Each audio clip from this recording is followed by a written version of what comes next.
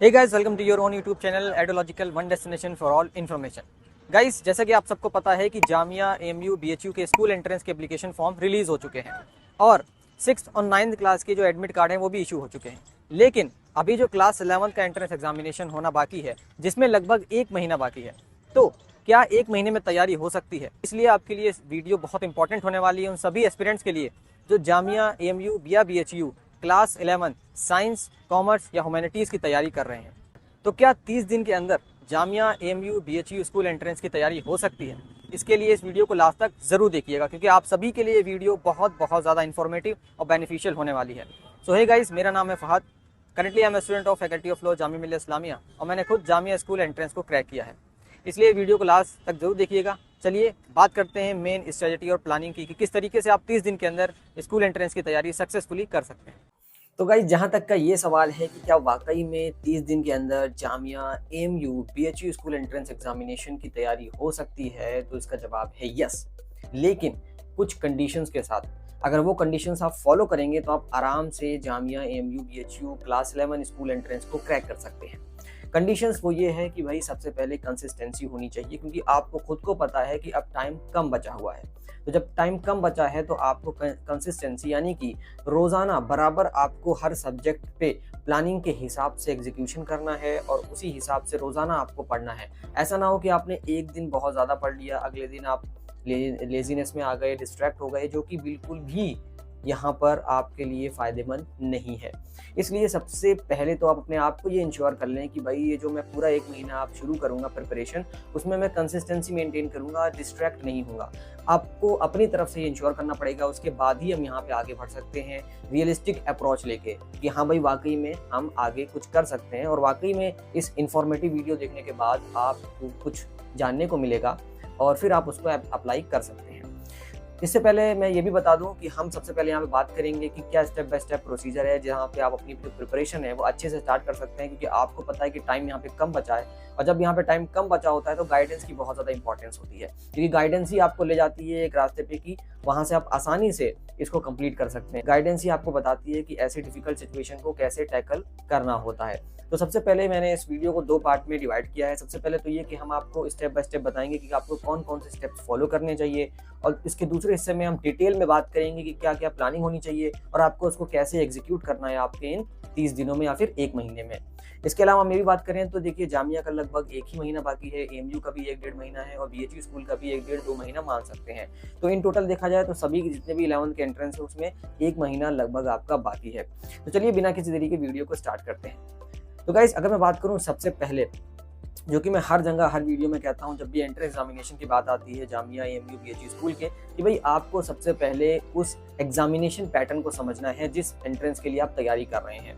मिसाल के तौर पर अगर आप 11th साइंस एंट्रेंस की तैयारी कर रहे हैं तो आपको ये देखना है कि उस 11th एंट्रेंस का एग्जामिनेशन पैटर्न क्या है। इससे क्या फ़ायदा होगा? सबसे पहले से ये फ़ायदा होगा कि आप पहले से ही जान जाएंगे कि भाई आपको जो एंट्रेंस देना है उसमें किस तरीके से क्वेश्चन पूछे जाएंगे, कैसे क्वेश्चन पूछे जाएंगे, मार्क्स डिस्ट्रीब्यूशन क्या होगा, सेक्शन क्या होगा, और भी बहुत सारी चीज़ें आपको पता चलेगी। एग्जामिनेशन पैटर्न का अगर देखा जाए तो इन टोटल आपका बहुत ज़्यादा फायदा है। और मैं तो कहता हूँ कि हर एक स्टूडेंट को जो अभी पहले से ही तैयारी कर चुका है, जो अब वीडियो देख रहा है, या फिर जिसने अभी भी तैयारी स्टार्ट नहीं की है, वो भी दोनों जो है एग्जामिनेशन पैटर्न को सबसे पहले समझें। कृपया करके अपना सिलेबस स्टार्ट ना करें बिना एग्जामिनेशन पैटर्न को समझने के, ठीक है, वरना नुकसान होगा। बिकॉज आप जानते नहीं हैं कि कैसे तैयारी करनी है, किस हिसाब से करनी है, हो सकता है आपकी अप्रोच गलत हो जाए। तो एग्जामिनेशन पैटर्न इस सिनेरियो में जो है एक की तरह काम करता है, चाबी की तरह काम करता है आपकी प्रिपरेशन स्टार्ट करने के लिए। दूसरी जो टिप है वो ये है कि अब आपने जान लिया कि भाई एग्जामिनेशन पैटर्न क्या होगा, सारी डिटेल एग्जाम के बारे में आपको पता चल गई, जनरल इंस्ट्रक्शंस वगैरह सब मालूम हो गया। अब जो है आपको यहाँ पे क्या करना है कि अपना स्टडी प्लान क्रिएट करना है, बिकॉज आपको पता है कि भाई प्लान की इंपॉर्टेंस क्या है, यहाँ पर प्लानिंग की इंपॉर्टेंस क्या है। यहाँ पर टाइम कम बचा है तो प्लानिंग आपको करना ही पड़ेगा, क्योंकि आपको ये देखना पड़ेगा कि भाई कितने समय में कितना टाइम में किसको दूं, और यही नहीं, इससे ज़्यादा ज़रूरी है कि आप उसको एग्जीक्यूट भी करें, ठीक है। तो सबसे पहले आपको स्टडी प्लान अच्छे से क्रिएट करना है सीरियसली। इसके बारे में अगर किसी को डिफिकल्टी हो रही है प्लान बनाने के लिए, तो मैंने कहा ना, इसके जो दूसरा पार्ट है वीडियो का, उसमें भी हम बात करेंगे स्टडी प्लान के ऊपर। इसके अलावा जो 3 स्टेप है वो ये है कि आपको सिर्फ और सिर्फ की कॉन्सेप्ट्स के ऊपर फोकस करना है। जी हाँ, आपको पूरा सिलेबस कवर नहीं करना और ना ही आप 1 महीने के अंदर कर पाएँगे, ये मैं गारंटी दे सकता हूँ। इसलिए सिर्फ़ और सिर्फ़ आपको की कॉन्सेप्ट्स यानी कि जो टॉपिक्स, जो क्वेश्चन्स या ऐसा लगता है कि ये कॉन्सेप्ट समझने के बाद आप आसानी से इसको कर लेंगे, उस पे फ़ोकस करना चाहिए। अब आपको की कॉन्सेप्ट कैसे पता चलेगा, सवाल ये उठता है। तो सबसे पहला ये है कि आपको एनालाइज़ करने पड़ेंगे पूरा जो सिलेबस है, पूरा जो प्रीवियस ईयर क्वेश्चन पेपर है और भी बहुत सारी चीज़ें। इसके अलावा कभी-कभी ये भी होता है कि ये भी इनसफिशिएंट होता है। तो मैं आपको बताते चलूँ कि हमारे एडुलॉजिकल की तरफ से एक क्रैश कोर्स चलाया जा रहा है, जहाँ पर हम खुद जामिया, एएमयू, बीएचयू के जो एक्सपीरियंस एजुकेटर हैं, जिन्होंने एंट्रेंस खुद क्रैक किया है, वो खुद आपको क्रैश कोर्स पूरा कंप्लीट कराएँगे। पूरा आपका जो ये सिलेबस है उसको कंप्लीट करा के की कॉन्सेप्ट्स आपको अच्छे से पढ़ाएँगे, जिससे आप आसानी से जो जामिया, एएमयू और बीएचयू के जो स्कूल एंट्रेंसेस हैं, उसको क्रैक कर सकते हैं। हमारा जो बैच है वो ऑलरेडी चल रहा है, हमारी डेली लाइव क्लासेस भी हो रही हैं। यही नहीं, इसके साथ-साथ जो क्लासेस में पढ़ाया जा रहा है, वो वाइवा में भी पूछा जा रहा है। इसके अलावा आपका मॉक टेस्ट भी हो रहा है। अपार्ट फ्रॉम दैट अगर कोई किसी को डाउट होता है तो उनके लिए एक्सपीरियंस एजुकेटर या फिर एक्सपर्ट्स भी हैं जो उनके डाउट को सॉल्व करते हैं। तो अगर आप एक हेल्पिंग हैंड चाहते हैं अपनी इस प्रिपरेशन जर्नी में और चाहते हैं कि आप कोई भी स्टोन अनटर्न ना छोड़ें, मतलब आप कोई भी ऐसा ना हो कि बाद में ये लगे कि यार रिग्रेट हो, वो कर लेना चाहिए था, ये भी कर लेना चाहिए था, तो वो आप ये बाद में आपको ये ना लगे रिग्रेट, तो इसलिए आप जो है उसके लिए हमारा जो अगर आप इंटरेस्टेड हैं तो हमारा जो क्रैश कोर्स है वो ज्वाइन कर सकते हैं। अगर मैं बात करूँ यहाँ पर फीस की, तो यहाँ पर देखिए फ़ीस हमने बहुत ही ज़्यादा अफोर्डेबल रखी है। आपको यकीन नहीं होगा कि ऐसी भी कोई फ़ीस होती है, क्योंकि हम ये चाहते हैं कि इतने कम टाइम में आप लोगों का फ़ायदा हो, टाइम भी कम है और आप लोगों का फ़ायदा भी हो और आप आसानी से जो है प्रिपरेशन कर सकें। अगर मैं बात करूँ इसकी फ़ीस की, तो क्लास 11 की जो फ़ीस है वो है 1999, यानी सिर्फ़ और सिर्फ 2000 रुपीज़ में आपको ये सारी की सारी जो भी चीज़ें मैंने आपको बताई वो मिल जाएँगी। क्योंकि अगर आप खुद अभी रिसर्च करेंगे इसके बारे में या देखेंगे भी कहीं मार्केट में, तो ये बहुत ज़्यादा है। बट हम ये चाहते हैं कि हम इतने अफोर्डेबल में कर दें कि बस हमारे जो हमारे खर्चे हैं वो सिर्फ हो जाए और आपको जो क्वालिटी एजुकेशन है वो भी मिल जाए और प्रॉपर गाइडेंस भी मिले। इसके बाद अगर हम बात करें टिप नंबर 4 की या स्टेप 4 की, जो कि है प्रैक्टिस पीवाईक्यू। क्योंकि देखिए एनालाइज कर लिया पीवाईक्यू वो सब तो ठीक है, लेकिन आपको खुद प्रैक्टिस भी करना है उसको बैठ के। उसको अलग से टाइम निकालिए, जैसे मान लीजिए 2 घंटे का होता है आपका एंट्रेंस, तो अलग से उसको टाइम निकालिए, उसको प्रैक्टिस करिए बैठ के कि हाँ भाई मैं प्रैक्टिस कर रहा हूँ, टाइमर सेट करके देख रहा हूँ कि मुझे कितना आता है। तब आपको ये पता चल जाएगा ना कि यार मान लीजिए साइंस में ये चैप्टर है, ये चैप्टर मेरा वीक है, इसको मैं स्ट्रॉन्ग करता हूँ। आपको ये भी पता चल जाएगा कि ये वाला मेरा स्ट्रॉन्ग है, तो मुझे इस पे ज़्यादा देखने की ज़रूरत नहीं है, बस खाली 1-2 बार रिवाइज कर लूँगा। और ये भी चीज़ है कि आपका जितने भी 10th क्लास के स्टूडेंट्स हैं, ज़ाहिर सी बात है जो 11th का एंट्रेंस देंगे उनका सिलेबस भी कंप्लीट हो गया है, जो मेन एग्जामिनेशन है फाइनल वो भी कंप्लीट हो गया है। अब उसको एंट्रेंस की तैयारी करनी है, तो यानी कि सिलेबस उसका कंप्लीट है। बट यहाँ पे बहुत बड़ा डिफरेंस ये है कि उसका पैटर्न बिल्कुल अलग है, मतलब एक तरीके से समझ लीजिए पूरा ग्राउंड ही अलग है। वो जो ग्राउंड था सीबीएसई का या बोर्ड एग्जाम का, उसमें सब्जेक्टिव था, यहाँ पर ऑब्जेक्टिव है। वहाँ पर आपको लिखना था आंसर, यहाँ पर आपको ओएमआर में टिक करना है। वहाँ पर आपको सब्जेक्टिव क्वेश्चंस थे, यहाँ पे ऑब्जेक्टिव क्वेश्चन है। यहाँ पे आपको कट टू कट एंट्रेंस में आंसर देना पड़ेगा। वहाँ पर ऐसा नहीं है, वहाँ पर अगर आप देंगे भी तो हो सकता है स्टेप मार्किंग के भी मार्क्स मिल जाए। तो बिल्कुल ही अलग ग्राउंड है, ठीक है। तो इसलिए पीवाईक्यू जो है प्रैक्टिस करना बहुत ज़्यादा ज़रूरी है। अगर हम बात करें अगले स्टेप की, वो है सीक गाइडेंस, जो कि मैंने अभी आपको जिसमें बात की थी आपके जो स्टडी प्लान में, या मैं आप कहूँ जो मैंने स्टेप 3 में बात की थी कि आपको जो की कॉन्सेप्ट फॉलो करने हैं। तो देखिए इन सारी चीज़ों के लिए आपको गाइडेंस की ज़रूरत पड़ेगी ही पड़ेगी, बिकॉज समय कम है, हो सकता है आपको डाउट हो, ऐसा ना हो कि 1-2 डाउट के चक्कर में आपका पूरा समय बर्बाद हो जाए। तो इसलिए समय की इंपॉर्टेंस को समझते हुए आप अगर चाहें तो गाइडेंस भी ले सकते हैं। और मैं तो कहूँगा ही कि आप अभी जो वीडियो देख रहे हैं, आप काफ़ी लकी हैं कि आप इस समय हमारी वीडियो में आए, आपको हमारे क्रैश कोर्स के बारे में पता चला, क्योंकि ऑलरेडी कई सारे स्टूडेंट्स हमारे जो कोर्स को वो ले चुके हैं और तैयारी सक्सेसफुली अच्छी तरीके से कर रहे हैं। तो अगर आप इंटरेस्टेड है जेन्युइनली, तो आप जो है हमें कॉल भी कर सकते हैं और जो बाकी सारी डिटेल्स हैं डिस्क्रिप्शन बॉक्स में आपको हमारे कोर्स से रिलेटेड मिल जाएगी। अब बढ़ते हैं गाइस यहाँ पे नेक्स्ट स्टेप की तरफ, जो कि है कि आपको मॉक टेस्ट भी अटेम्प्ट करना है। क्योंकि देखिए पीवाईक्यू तो आपने अटेम्प्ट कर लिया, आपको पता चल गया, बहुत सारी चीज़ें पता चल गई, बहुत ज़्यादा जो है बेनिफिशियल होता है। लेकिन सैंपल पेपर जिसे कहते हैं या फिर मॉक टेस्ट भी जो होता है ना, वो आपको रियल फील देता है, क्योंकि वो होता है लेटेस्ट पैटर्न के हिसाब से, आपका लेटेस्ट सिलेबस होता है, ठीक है।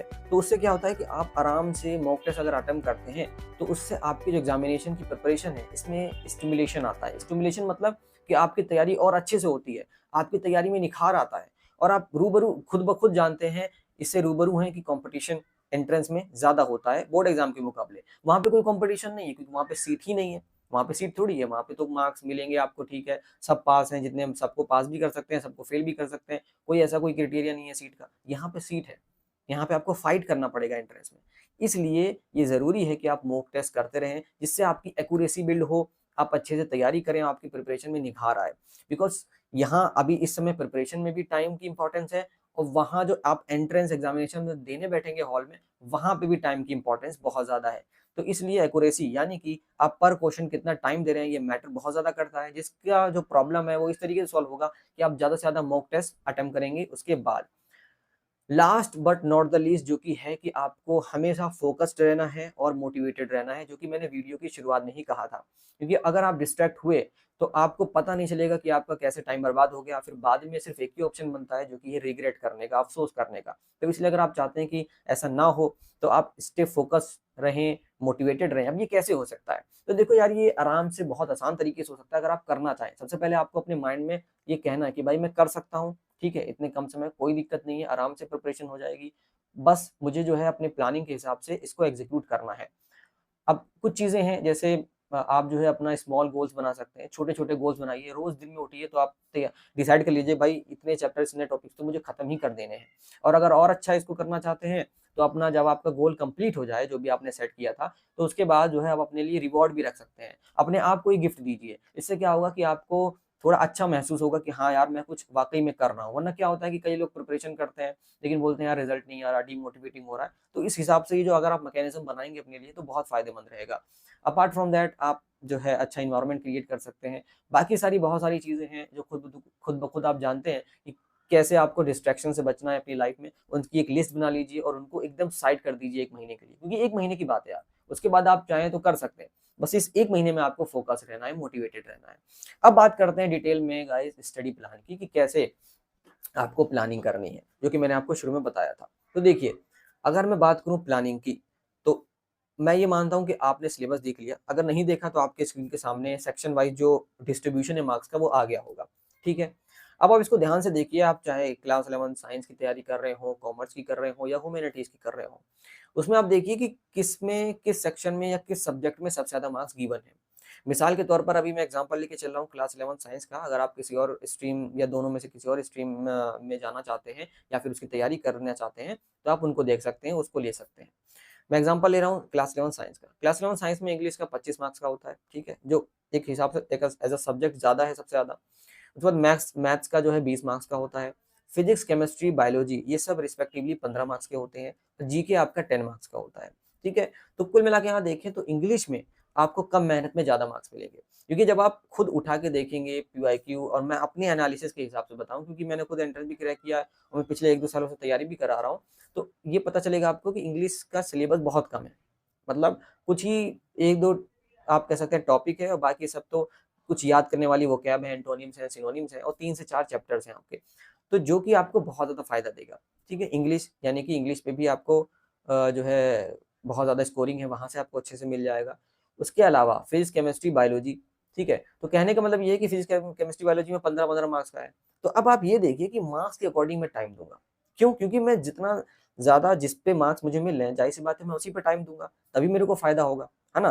भाई जहाँ से आपको खेती करने के बाद अच्छी फसल मिले, आप वहीं पे तो ज़्यादा टाइम देंगे, समझ रहे हैं? तो इसलिए सबसे पहले आपको ये देखना है कि इंग्लिश में 25 मार्क्स, मैथ्स में कितने 20 marks.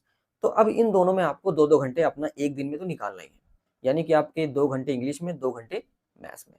Apart from that physics, chemistry, biology के लिए आप 1 घंटा रिस्पेक्टिवली सभी तीनों सब्जेक्ट्स के लिए निकाल सकते हैं। ठीक है? और जीके के लिए आपको सिर्फ़ और सिर्फ़ आधे घंटे निकालने हैं। इन टोटल अगर देखा जाए तो यहाँ पर आपका 3, 4, 5, 6, 7 साढ़े 7 घंटे क्या आप 24 घंटे में नहीं निकाल सकते? और वो भी सिर्फ़ 1 महीने के लिए। और वो भी इसलिए क्योंकि आपको ही फ़ायदा होगा। निकाल सकते हैं ना आराम से, कोई इश्यू नहीं है गाइस, आराम से आप निकाल सकते हैं बिकॉज़ साढ़े 7 घंटे आई डोंट थिंक एक तो नॉर्मल पर्सन अगर आप देखें ना, मान लीजिए कोई जॉब करता है 9 टू 5 वो तो 7 घंटे, साढ़े 7 घंटे से भी ज़्यादा काम करता है और बाद में आके आराम से उसकी सारी चीज़ें चलती हैं, सारे मामलात उसके आराम से चलते हैं स्मूथली। तो आप भी ये समझिए कि भाई 1 महीने के लिए मैं यही जॉब कर रहा हूँ, मेरी जॉब ही यही है और जबकि इसमें आपको फ़ायदा क्या है? आपके करियर का सबसे बड़ा फ़ायदा है। ठीक है ना? जॉब वाले तो ज़बरदस्ती करते हैं, ये तो आपको ही फ़ायदा देगा आगे चल के। आपके एंट्रेंस में ही सक्सेसफुली प्रिपरेशन होगी, ठीक है? तो इसलिए मैं आपको स्ट्रांगली रिकमेंड करूँगा कि आपने जो भी प्लान बनाए अब मैंने आपको एक रफ आइडिया दे दिया। रफ आइडिया क्या मैं तो कहूँ कि मैंने आपको बहुत बड़ा आइडिया दे दिया कि इस तरीके से, इस ट्रिक से इस चालाकी से आपको प्लान बनाना है, जैसे मैंने अभी बताया आपको मार्क्स के अकॉर्डिंग।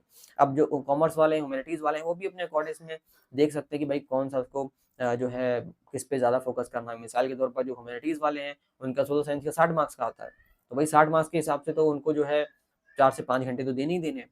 और मैं तो कहूँगा मिनिमम टू मिनिमम आप 8 घंटे ज़रूर दीजिए, क्योंकि ज़ाहिर-सी बात है आधे घंटे तो रिवीजन वगैरह में भी लगते हैं, और आप में सोने से पहले भी रिवाइज़ कर लीजिएगा।